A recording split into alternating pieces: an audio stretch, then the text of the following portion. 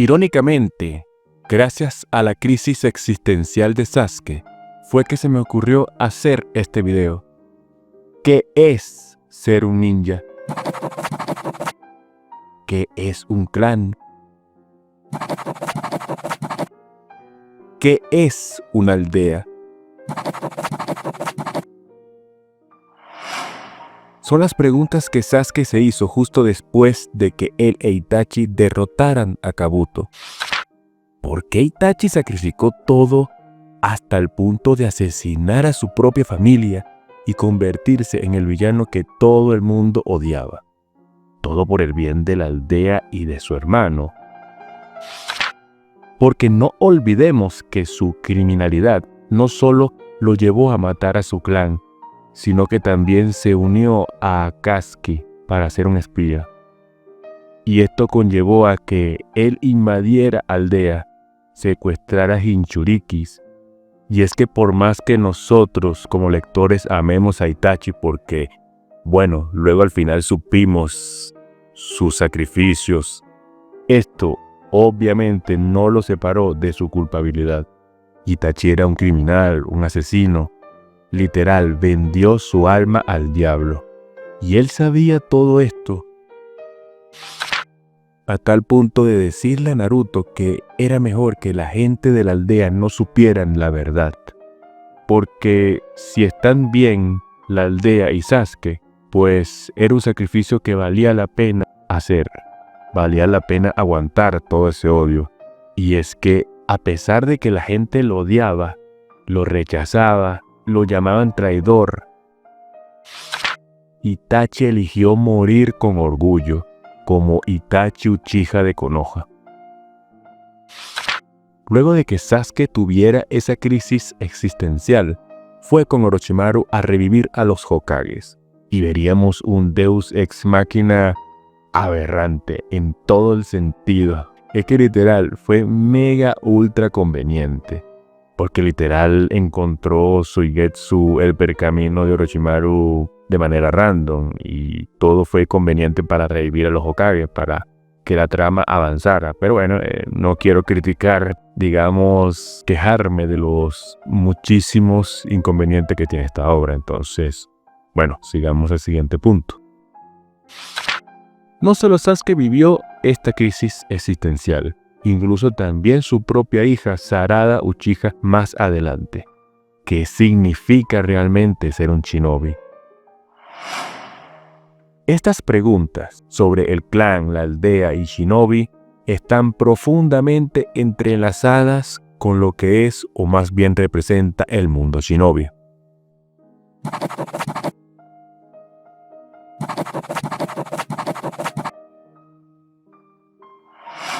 En sus inicios, Naruto y Sakura tenían una visión extremadamente ingenua de lo que significaba ser un shinobi. Lo vimos en su primera presentación ante Kakashi. Naruto decía constantemente que su sueño era convertirse en Hokage, pero no era para proteger a la aldea, sino que era para que lo respetaran y dejaran de verlo como una especie de bicho raro. Un deseo personal más que colectivo. Y bueno, era normal, era un niño que no sabía realmente lo que era el mundo shinobi. Sakura. En cambio, Sakura estaba más preocupada por saber el tamaño del pecho de Sasuke. Bueno, ya saben a lo que me refiero. Ambos no entendían en lo más mínimo en el mundo en el que se estaban metiendo. Sabían que los shinobis peleaban y usaban kunais, shuriken, sí, obviamente, pero no comprendían la magnitud de lo que eso implicaba. Una escena que reflejó mucho la ingenuidad de ellos fue cuando Zabuza les comentó que el solo llevar una cinta en la cabeza no quiere decir que sean verdaderos ninjas, ya que la cruda realidad es que un ninja, un shinobi, son aquellas personas que han sobrevivido a la muerte en numerosas ocasiones y que están preparados para recibirla en cualquier instante. Sasuke, por su parte, parecía más serio. Él tenía un objetivo claro: vengarse de su hermano Itachi. Y para lograrlo, Estaba dispuesto a todo, incluso a vender su alma al diablo, si era necesario. Al igual que Itachi, para lograr su objetivo, entendía que si hacía el mal, no importaba, siempre y cuando lograra ese objetivo. Para él, el camino del shinobi era sinónimo de poder. Es por eso que le tenía envidia al poder de Naruto cuando se transformaba. No le importaba que Naruto se veía como un monstruo. Él solo veía el poder que obtenía. Y eso para él era especial. Igualmente pensó lo mismo con su maldición que le puso Orochimaru. Pero esto confirmó que Sasuke no entendía completamente lo que verdaderamente significaba el camino del poder a costa de entregar su alma al diablo. Como se lo explicó Hashirama más adelante, un shinobi se vuelve fuerte para lograr un objetivo, pero ese objetivo puede cambiarte por completo, así como le pasó a él y a Madara. Esta información dada por Hashirama fue exactamente lo que le ocurrió a Sasuke. Al matar a Itachi, lejos de encontrar la paz interna, cayó aún más en la oscuridad. Se convirtió en un villano a tal punto de matar hasta un Hokage. Y es que toda acción conlleva consecuencias. Bueno, excepto si eres amigo del protagonista de la historia y si tu maestro es un Hokage. Y bueno, gracias a la corrupción de Konoha es que Sasuke quedó libre de sus crímenes. Y esto habla mal evidentemente del sistema shinobi, de la corrupción que existe. Pero bueno, típico de la política. Ser un shinobi no solo es hacerse más fuerte en batalla, también implica confiar en tus compañeros. Nadie puede cargar con todo solo. Incluso Itachi lo comprendió tarde, admitiendo que su error no fue confiar en Sasuke. Por eso Itachi reflexionó y así como Nagato y Konan confiaron en Naruto, quien representaba una nueva esperanza para ellos. Kakashi se dio cuenta de todas estas falencias de Naruto, Sasuke y Sakura. La juventud es ignorante y la ignorancia puede ser atrevida. Me atrevería a decir que Kakashi se reflejaba en ellos, ya que sus capítulos especiales en el Gaiden logramos ver que era una persona muy arrogante cuando era joven, que prefería hacer las cosas por su cuenta, dejando de lado a sus compañeros, siguiendo perfectamente las reglas de los shinobi. Y es algo que entenderíamos cuando se nos explicó todo lo que le ocurrió a su padre. Pero Kakashi, luego de lo que pasó con Obito y Rin, etc., evidentemente se dio cuenta que estaba errado. Y al ver que sus alumnos no entendían realmente qué es ser un shinobi, en un intento desesperado para corregirlos, les comenta que el trabajo en equipo en los shinobi es fundamental y les da un aviso de lo complicado que es ser un shinobi, creando un posible futuro escenario. Le pone un kunai en el cuello de Sasuke y amenazó a Sakura de que si no mataba a Naruto, Sasuke moriría. Es una demostración cruda de lo mierda que está el mundo shinobi, ya que ser un shinobi significaba tomar las decisiones más complicadas. Este posible escenario lo veríamos más adelante con Nagato, Yahiko y Konan, donde Hanzo usó a Konan como rehén para matar a Yahiko. Nagato mataría accidentalmente a Yahiko, creando así los caminos de Pain. Pain es el ejemplo más claro que el sistema shinobi está podrido. Como dijo Minato en algún momento, el mundo shinobi creó a Pain y Pain mató a Jiraiya.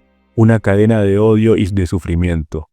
Muchos piensan que Pain simplemente mató a Jiraiya, pero eso no fue así, ya que es como mirar el árbol y no el bosque. Por eso, lo de Jiraiya no fue un asesinato, fue el ciclo del odio en su forma más pura. Y es que la verdad es que casi todos los personajes de Naruto fueron víctimas del sistema shinobi. Kakashi, traumatizado desde niño por la muerte de su padre, Obito, traicionado, manipulado por la pérdida de Rin, etc. Itachi, convertido en un asesino por su propia aldea y la felicidad y el bien de su hermano. Neji, esclavizado por su clan como si fuera un pájaro encerrado en una jaula. Haku, utilizado como un arma por Zabuza. Y así puedo hablar de muchísimos personajes. Y es que si nos ponemos a reflexionar, el ser humano es, en gran parte, producto de su entorno. Nacemos, crecemos, nos desarrollamos y sufrimos en un contexto que no elegimos. Nuestro barrio, nuestra familia, nuestra escuela, nuestra cultura, todo moldea quiénes somos y cómo pensamos. En el caso de Naruto, el mundo shinobi es ese entorno. Es un sistema construido sobre guerras, dolor, traiciones y odio. ¿Y qué produce? Evidentemente personas rotas, con traumas profundos que a veces ni siquiera se dan cuenta de que están siendo moldeados por el sistema que les oprime. El entorno define lo que se considera normal. Por ejemplo, como lo dijo Hashirama en un flashback, para ellos en esa época, cuando él era niño, era común que los niños fueran a la guerra y murieran. Hashirama odiaba eso, por eso luchó tanto para alcanzar su objetivo, así sea que vendiera su alma al diablo, para lograr que los niños no murieran en batalla. Y finalmente logró eso, pues realmente no. O sea, ya los niños no morían a los 7 u 8 años como en la época de él cuando era niño, sino que morían cuando tenían 12 o 13, cuando ya se hacían ninjas, cuando ya eran genin. Pero bueno, también hay que ser sincero, la vida humana es corta y los objetivos tan enormes como la utopía que pensaba él tenía que ser un proceso largo.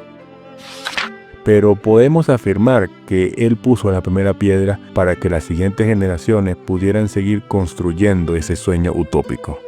Un mundo ideal donde los niños no tuvieran que morir en las guerras. Es por eso que ese deseo se le ha llamado, en mi opinión, voluntad de fuego. Ese sentimiento de proteger al rey, que es las próximas generaciones. Pero mientras siga esa transición a ese objetivo, habrán casos negativos. Por ejemplo, Sasuke. Lo normal para él era la venganza. Para Gaara, lo normal era la soledad. Para Nagato, lo normal era el sufrimiento. Y cuando eso es lo que conoces cuando eres niño, realmente puedes elegir un camino diferente. Esto se refleja incluso en la vida real. Una persona criada en un ambiente violento tiende a normalizar esa violencia. Un niño que crece siendo rechazado o ignorado puede desarrollar resentimiento o aislamiento. No es una regla, pero sí una tendencia. Como seres humanos somos moldeables. El sistema shinobi es una representación metafórica de cualquier sistema real que condiciona a las personas. Dictaduras, sistemas escolares opresivos, barrios marginales, religiones autoritarias. Todos estos entornos limitan la libertad de elegir quién quieres ser, porque te entrenan y te imponen desde pequeño la cultura y la moralidad de esos entornos. Y esto lo vemos con Gaara y Naruto, que tuvieron infancias muy similares. Ambos fueron marginados, odiados, temidos por portar un Biju en su interior. Pero mientras Gaara cayó en el odio y en la desesperación, Naruto encontró a Iruka y al equipo 7 y las personas que fueron incluyéndose más adelante. Naruto pudo cambiar el corazón de las personas poco a poco. Aquí es donde se marca la diferencia. No es solo el entorno el que determina quién eres, sino también las personas que aparecen en tu vida. El mundo shinobi es una mierda. ¿Estamos claros? Itachi, Sasuke, Nagato, Conan, Gaara, Obito, todos ellos nos muestran que el verdadero enemigo a veces no es una persona, sino el sistema en el que se convive. Nosotros en la vida real no estamos tan lejos de esa realidad. Todos crecimos en un sistema que nos enseñó a competir, a callar, a desconfiar, a temer, a sobrevivir con salario mínimo, impuestos, caminar por la calle, que no te roben el celular, etc. Y bueno, si el mundo shinobi es un sistema opresivo, Las aldeas y los clanes son como pequeñas cajas dentro de una gran caja. Son subentornos que, en vez de liberar al individuo, los encapsula aún más. Neji no era solo un niño genio. Él era perteneciente a la rama secundaria del clan Hyuga. Desde niño le grabaron un sello en la frente, como si fuera una especie de pájaro enjaulado, destinado a que su vida no le pertenecía, teniendo que vivir para servir, y si era necesario morir por la rama principal. Itachi fue otro caso. Su clan le enseñó lealtad a la sangre, hasta que la aldea le pidió traicionar a esa misma sangre. ¿Y qué hizo? Bueno, eligió la aldea, pero no fue una decisión totalmente libre. Fue una imposición con disfraz de sacrificio heroico. Fue usado Itachi, porque cuando tu entorno te pone entre matar a tu familia o desatar una guerra civil, eso no es una decisión totalmente personal, es indirectamente una extorsión emocional, ya que Itachi sabía que era una guerra. Él odiaba a la guerra y evidentemente escogió, pues, lo menos peor. Escogió Guatemala que Guatepeor. Las aldeas también son entornos que moldean brutalmente. Te adoctrinan desde niño con frases tipo muere por tu aldea y compañeros, la voluntad de fuego, la aldea es lo más importante. Pero, ¿qué pasa cuando esa voluntad te pide callar injusticias, seguir órdenes ciegas o sacrificar a inocentes?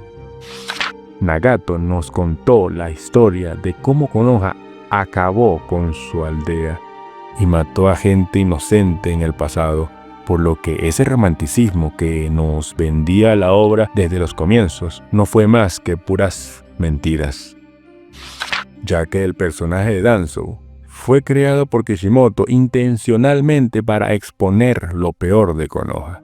Prácticamente todo lo mal de Konoha fue culpa de Danzo, y es que una aldea que entendía la seguridad como espionaje, asesinatos y niños soldados, Orochimaru experimentando con niños. Incluso vimos que Naruto en Boruto dejaba que Orochimaru, alguien que mató a mucha gente, que hizo sacrificios humanos, lo dejó para que él investigara, para que Konoha tuviera más poder. Y esto habla evidentemente de lo mierda, contaminado que está la aldea de la hoja.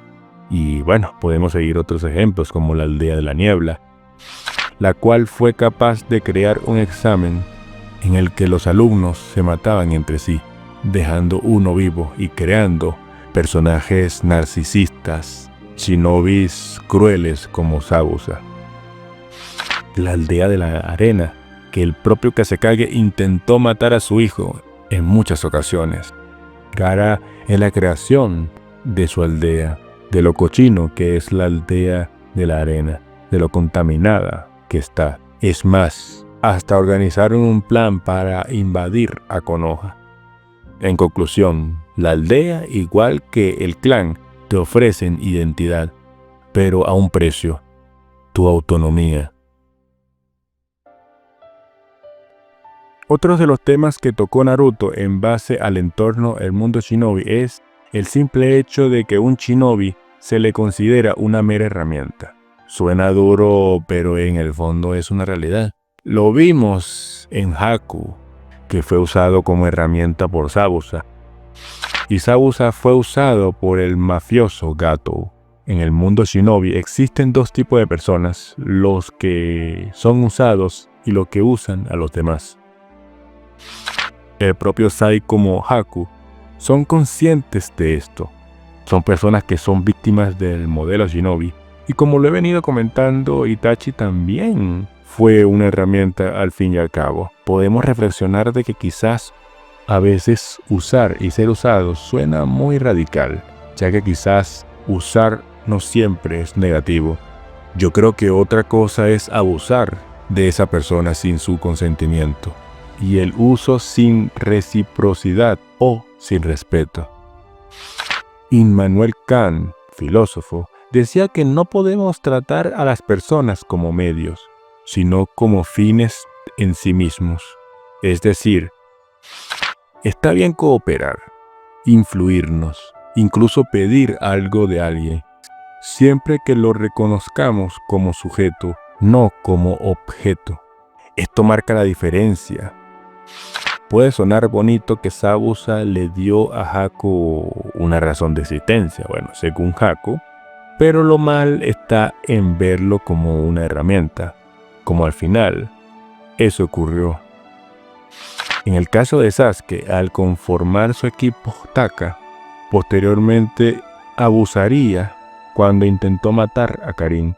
Ese Sasuke, consumido por la oscuridad, la usó como herramienta y no como al principio se estaba viendo que la usaba, como una compañera más, ya que no podemos olvidar en la pelea contra Killer Bee la genuina preocupación que sentía Sasuke cuando sus compañeros estaban en peligro. Él se sacrificó por Karin, ayudando a desaparecer el Amaterasu. Pero al final Zabuza y demás personajes con ese pensamiento, se podría decir nihilista, cambiaría su visión gracias a las palabras de Naruto. Y es acá en donde pasamos al siguiente punto, que es la teoría del vaso medio lleno y medio vacío.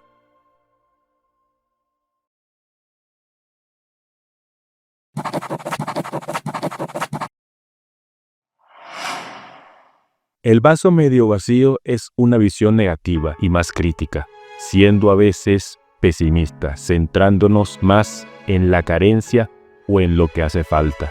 Por ejemplo, lo que he venido explicando durante todo este video, en el cual he estado más enfatizando en la visión más negativa de lo que es ser un shinobi, sobre las aldeas y los clanes, cómo moldean la personalidad de cada persona y les quita su autonomía, donde cada shinobi se le considera una simple herramienta que pueden desechar en cualquier momento. Por lo que me centraré más ahora en hablar del vaso medio lleno, refiriéndome a lo contrario, a lo positivo, basándonos en una actitud optimista, en lo que se ha logrado, en las posibilidades de mejorar, etc. Volviendo a Zabuza, como les comenté hace unos segundos, Zabuza, al final, gracias a las palabras de Naruto, vio en Haku a alguien más que una simple herramienta. Antes de eso, Naruto convenció a Inari para que tomara valor y este niño lograra animar, transmitirle a su pueblo luz de esperanza, ya que estaban en las tinieblas por todo lo que había hecho el mafioso Gato. Es por eso que es muy significativo que al final del arco, el puente le hayan llamado el Gran Puente de Naruto, porque es el inicio de una leyenda ninja, el inicio del personaje más evangelizador del shonen, literal. Naruto se volvió meme en toda la comunidad del anime y manga, porque sí, él representa ese vaso medio lleno, esa visión más optimista y romántica de ser un shinobi. Directamente Naruto le transmitió esa filosofía a personajes como Konohamaru, que en su día veía que habían caminos cortos para convertirse en Hokage. Se lo transmitió a Gaara, una persona que estaba completamente en un pensamiento de asesinar a las personas que lo odiaban. Gaara se había alimentado durante muchísimos años por el odio, por culpa del mundo shinobi. Pero gracias a Naruto, Gaara tomó una perspectiva distinta. Él decidió que a pesar de que la gente lo odiaba, él podía cambiar el corazón de las personas, haciendo las cosas de la mejor manera.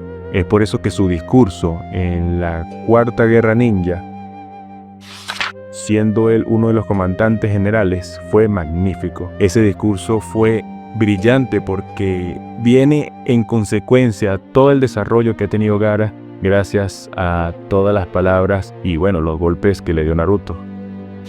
Tsunade, quien había perdido toda clase de esperanza, quien veía el ser Hokage como una estupidez por la pérdida de su hermano, de su novio Dan, y bueno, gracias a Naruto fue que le transmitió ese deseo de convertirse en Hokage, y digamos que Tsunade tenía a Naruto como un niño consentido. A Neji, que solo veía la visión de una persona que cree que todo estaba destinado desde un principio. Y bueno, estaba en lo correcto al final, porque luego veíamos que Naruto era descendiente de aliens, etc. Pero Naruto le dio esa esperanza, esa visión de que no todo en la vida está escrito y uno tiene que ir esforzándose y batallar en contra de grandes barreras que nos toca enfrentar, dándole el mensaje de que un perdedor puede ser también un ganador con esfuerzo. No olvidemos a Nagato, quien Naruto lo evangelizó completamente gracias al gran libro Novela de Jiraiya, en donde le expone que Jiraiya se inspiró irónicamente en Nagato, quien luego cambiaría completamente su visión de lo que era el mundo shinobi, de la búsqueda de la paz. Nagato había perdido toda fe de conseguir la paz, pero Naruto, gracias a su labia, porque literal, fue que Nagato creyó en Naruto. Y Obito, quien veía a Naruto como una especie de espejo, como un paralelismo de cómo era él. Incluso me gustó mucho la escena cuando vio cómo Naruto salvó a Kakashi. Se vio reflejada en él. Y bueno, todas las palabras, la labia de Naruto, vuelvo a repetir, fue el que hizo que Obito al final tuviera su cambio y lograra evangelizarse. Y Sasuke, bueno, yo creo que el planeta Tierra tiene mucho suelo, pero ese suelo es insuficiente para la cantidad que necesita Naruto para arrastrarse por Sasuke. Literal, le suplicó, le rogó. Naruto hizo lo que hizo y al final, bueno, Sasuke a punta de golpes y de súplicas, fue que Sasuke cambió su perspectiva gracias a Naruto. Y bueno, así podemos hablar de muchos personajes. Ahora, si bien no es bueno siempre ver el vaso medio lleno, ya que ver el vaso medio vacío también puede llegar a ser positivo, ya que te puede colocar en una visión más crítica y realista. Poner los pies sobre el suelo es importante. Es normal tener altos y bajos como persona. Cada shinobi a lo largo de la historia fue cambiando su perspectiva de manera progresiva en base a sus experiencias. Porque no solo fue Naruto que los evangelizó, también obviamente fueron las circunstancias de cada experiencia de vida. Naruto por su parte desafiaba constantemente esa idea, siempre viendo el vaso medio lleno con la idea de nunca renunciar a su camino ninja. Esa visión sesgada de que todo lo puede lograr por el poder de la amistad, del guión, de la evangelización, que bueno, de cierta manera sí logró, pues, bueno, es el protagonista de la historia. Pero la realidad a veces le tocó vivirla en carne propia. Le tocó que otros personajes le jalaran las orejas, por así decirlo. Itachi le mostró en su momento un escenario bastante profético que me gustó mucho cuando se la hizo. Cuando le dijo que, ¿qué pasaría si Sasuke no regresa a la aldea y va a querer destruirla? ¿Qué harías, Naruto?, le dice Itachi a Naruto. Naruto, con esa visión sesgada, romántica, hasta obtusa podemos decir, le decía que él encontraría la manera de salvar a la aldea y salvar a Sasuke. Evidentemente se logró, pero bueno, gracias al guión. Pero creo que es algo bastante que podemos aplicar en la vida. Yo creo que muchas veces no se puede lograr todo y a veces toca sacrificar algunas cosas. Otro personaje como Pain, que evidentemente le mostró que él simplemente estaba pasándole factura a lo que le había hecho la aldea de la hoja a su aldea. Creo que evidentemente esto puso en jaque a Naruto, porque Naruto evidentemente, como creció en Konoha, pensó que todo lo que hizo Konoha a lo largo de la historia fue lo correcto, y evidentemente Konoha también tiene su historia oscura y fue magnífico como Pain lo dejó en jaque. Por esto y más, creo que el arco de Pain es sin duda alguna, no solo mi arco favorito, sino el de la gran mayoría de los lectores. Otros personajes como Rock Lee, Gai Sensei y hasta el mismo Jiraiya también tenían esa visión optimista de ser un shinobi, ese deseo de demostrarle al mundo que ser un shinobi es más que ser poderoso y que ser determinante es algo clave para lograrlo. Ser talentoso no es suficiente. Bueno, excepto si eres Naruto o algo Uchiha, que bueno, todos los poderes que les regalaron, pero bueno, son los protagonistas. Pero lo que quiero decir es que en general el mensaje de Rock Lee, Gai Sensei y el padre de Gai Sensei, Dai, me encantó porque dan ese mensaje de que trabajar constantemente puede dar sus frutos. Claro, el éxito no está garantizado, obviamente, pero creo que a pesar de todo, por más esfuerzo que haga y no lo logres, además de crear frustración, yo creo que puede generar ese sentimiento de que no te arrepientes, de no arrepentirse de todo el sacrificio. Y esa es una sensación muy importante. Y es por eso que me encantó cómo Gai Sensei literalmente reventó a Madara. Y que el mismo Madara lo reconociera como el ser más poderoso en cuanto a Taijutsu se refería. Es una satisfacción increíble para la gran mayoría de los lectores del manga, porque sabemos el peso de cada patada y golpe de Gai Sensei, porque fuimos testigos a lo largo de la obra, en primera fila, su increíble determinación y más aún mostrándonos ese flashback increíble donde el padre de Kakashi, el Colmillo Blanco, de manera profética, le dijo a Kakashi que ese niño que fracasó al entrar en la academia sería alguien increíble y que lo iba a superar, y se basó completamente. De hecho, les puedo confesar que es de mis top momentos favoritos de Naruto. Y ese ideal fue transmitido a Kakashi de gran manera. Es por eso que, a pesar que es un relleno de Boruto, me encantó el examen para ser Genin que se inventó Pierro, poniendo a Kakashi a pelear contra Boruto y afirmándole que sí, puede ser que es un niño prodigio y todo, que tenía en ese momento la capacidad de no solo ser un Genin, sino hasta un Chunin, y que es de los mejores talentos que ha visto, pero que le faltaba algo muy importante, y eso evidentemente era la determinación. Al contrario de Naruto, que en su batalla contra Kabuto, en la saga de la búsqueda de Tsunade, Orochimaru solo tenía la visión de que el talento lo era todo, afirmándole a Jiraiya que no entendía por qué entrenaba a Naruto. A lo que Jiraiya le afirmó que Naruto tenía lo más importante, la determinación de un shinobi.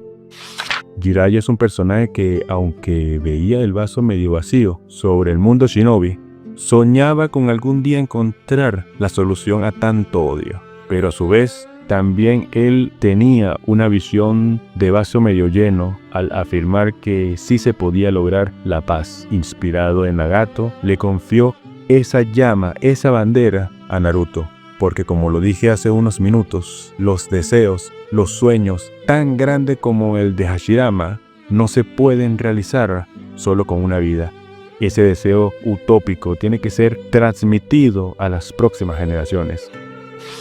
Es por eso que Tobirama, siendo Hokage, prefirió morir para dejar con vida a las nuevas plantas de Konoha. Y Usen murió también con esa idea, sabiendo que aunque él siendo el pilar de la aldea, siendo él el Hokage, pues simplemente al él fallecer, otros llegarían. Es el legado, el pase de la antorcha.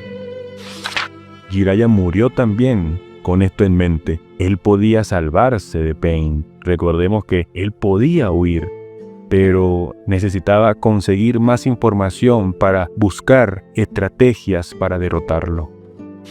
Y esto es algo que se ha venido trabajando en Naruto desde el principio, desde los exámenes shonen. La información a veces es más importante que la propia vida.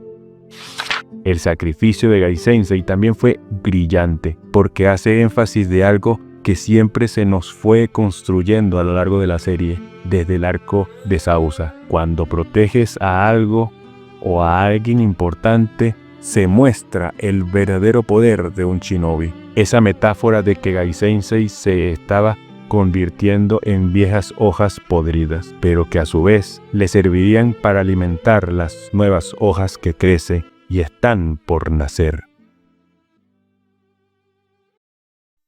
Ahora pasemos al último punto, que es la filosofía del yin y del yang.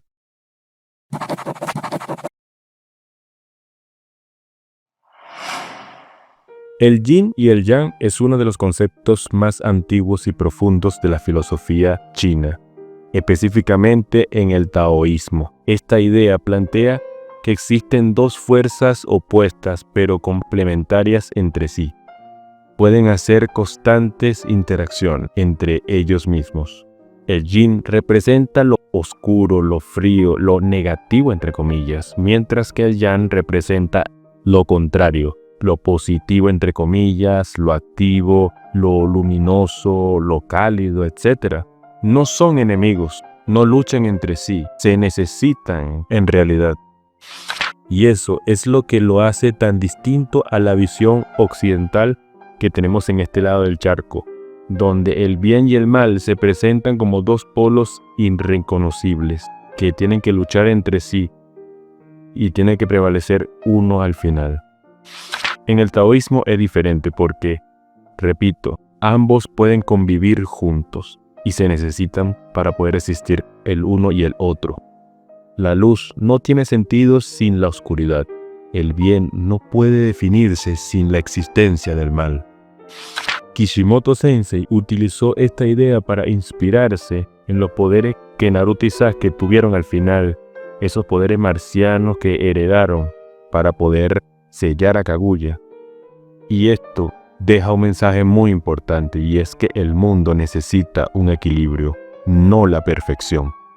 Pero en este video no me voy a centrar en esos poderes de Naruto y Sasuke, sino en el Tsukiyomi infinito, que es la perfección, la luz, lo mentira, por así decirlo. Y esa idea fue de parte usada por nuestros dos antagonistas principales al final del manga, Obito y Madara, los antagonistas que quisieron imponer el Tsukiyomi infinito para hacer realidad un mundo sin dolor, sin conflictos, sin guerras, un mundo ideal entre comillas, pero que era todo una ilusión, una mentira. Madara hablaba de un mundo de solo ganadores, pero a mi criterio esa idea no solo es imposible, sino que es destructiva. Eliminar el dolor, el fracaso y la muerte es también eliminar la experiencia humana en su totalidad. No puede haber victoria sin derrota. No puede haber paz sin la memoria del sufrimiento. Un mundo solo de ganadores, entre comillas, es un mundo sin lucha, sin voluntad, sin transformación, sin ese proceso catártico que tenemos los seres humanos constantemente. Y es que el dolor es lo que nos humaniza.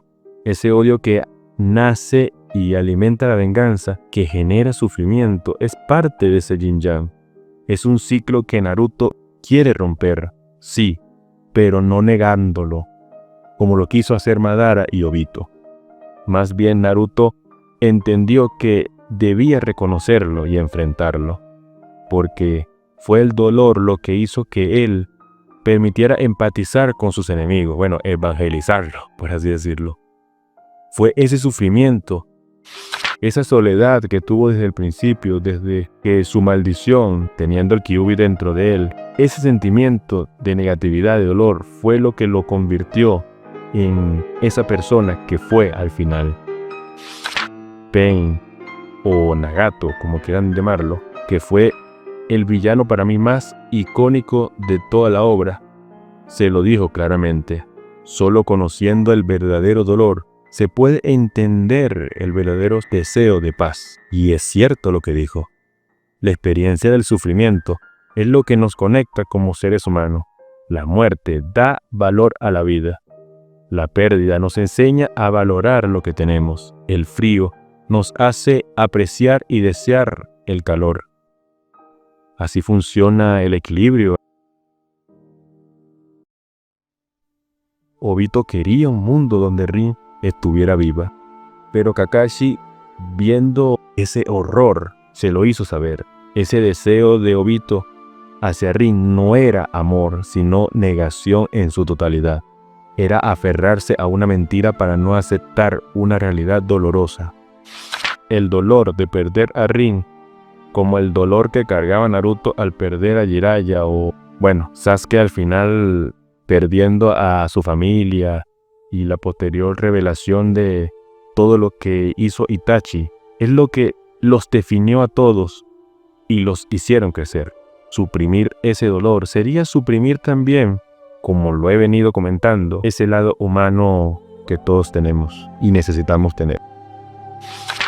Es por eso que Naruto, al ver cómo Zetsu afirmaba que él fue quien escribió la historia ninja, fue algo que le jodió muchísimo y le dio en las bolas, porque lo enfureció mucho a tal punto de que Naruto se vio desesperado, porque él entendió, él vivió todos los sacrificios, los sueños, las derrotas, todas las esperanzas que pusieron cada shinobi en sus actos, poniendo un ejemplo a Zabuza, a Kaku, el tercer Hokage, Jiraiya, etc. Todos ellos murieron para dejar un legado. Ellos son los que realmente escribieron la historia ninja, con su sangre, dolor, sacrificio, sudor. Es por eso que el mundo perfecto que quería imponer Madara no solo era falso, era una falta de respeto a la memoria de todos ellos, a las luchas y a sus cicatrices. Un mundo perfecto no tiene memoria, no tiene evolución, solo estancamiento. Y como bien lo muestra el anime de Death Note, bueno, no lo quiero spoilear, pero es muy interesante porque al principio de la serie nos mostraron el mundo de los Shinigami, de los dioses de la muerte. En este caso, nos mostraron un poco la vida de Ryuk. Sus palabras nos pusieron en contexto de cómo sería un mundo donde nadie muriera. Vimos que era un mundo podrido, una eternidad sin propósito. Y eso es una condena, no es una bendición. La paz temporal es el objetivo, porque la paz absoluta nunca existirá. Eso es la cruda realidad. Siempre habrá conflictos, porque el ser humano es complejo. Luchamos por poder, territorios, ideas, amor, venganza. Es nuestra naturaleza, pero eso no significa que la paz no valga la pena. La paz, como el amanecer, no dura para siempre, pero cuando llega ilumina y da sentido a la lucha. Es por eso que es muy chistoso cuando Hashirama revivió y le comentó a los demás, a Orochimaru, a Sasuke, a los otros Hokages, que por qué el mundo siempre está en conflicto. Y es que es así, lamentablemente, como les he comentado, el amanecer es solo un momento. La paz temporal es el camino, porque sin duda la paz absoluta no va a existir jamás. Es por eso que Sasuke al final entendió, gracias a su batalla final contra Naruto, que compartir el dolor con otros te fortalece. El dolor genera el crecimiento. Y quizás por eso Sasuke al final decidió no implantarse otro brazo. Esto para recordar su promesa con Naruto. Y quizás es por eso que el dolor, el sufrimiento, el amor, el odio, es lo que hace que sean shinobis, que sean ninjas. Amigo y amiga, si les gustó el video y me puedes ayudar con un like, eso me ayudaría muchísimo. Y si pueden compartirlo para que más personas puedan ver mis videos, estaré muy agradecido también. Pueden suscribirse y darle a la campanita para que puedan seguir viendo más mis videos. En este caso, Naruto. Muchísimas gracias por llegar hasta aquí, de verdad. Mil gracias. Nos vemos en una próxima ocasión. Hasta la próxima.